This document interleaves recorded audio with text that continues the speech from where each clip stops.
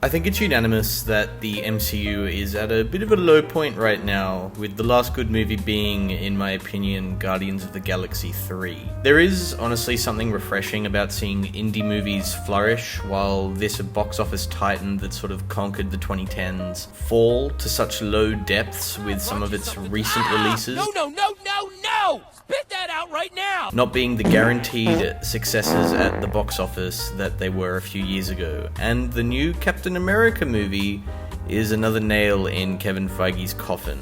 Captain America Brave New World is the MCU's latest installment and the first of 3 movies to come out in 2025, but also the first of 9 overall pieces of Marvel media if we include the TV shows. So it makes sense for them to lead with their best foot forward, right? With that best foot being a step right off the edge of a cliff and leaving a cartoon-shaped hole at the bottom.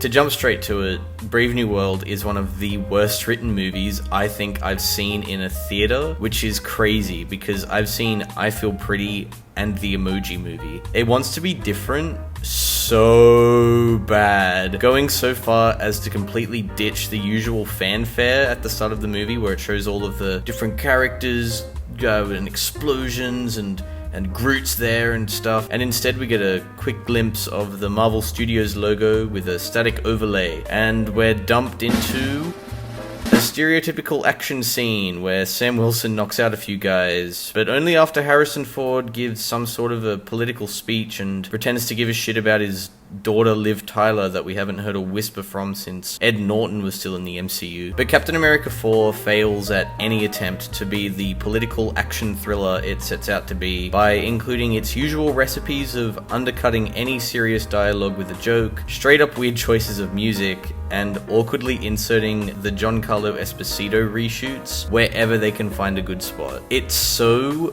blatantly obvious where the stuff they included later comes in. It's really embarrassing to watch, but props to Marvel for having the balls to release it. Julius Onah does nothing creative with his direction either. I can literally not think of any memorable scenes besides the Red Hulk battle at the end, which, by the way, have all been shown through the promotional material. So if you've seen any promos for this movie at all, you've seen the fight already. You don't need to spend any money on a movie ticket. Tim Blake Nelson coming back after 17 years to play the leader was my main interest for watching this movie. Well, that and the constant reshoots. I needed to see how bad this movie was. And there's no way the production budget was only $180 million, can I just say. That was probably the budget for the 3rd reshoots. But anyway, back to the leader. His reveal was so underwhelming. Like, he's in the shadows for the majority of the movie, and then when they finally reveal what he looks like, I was just sort of like, oh,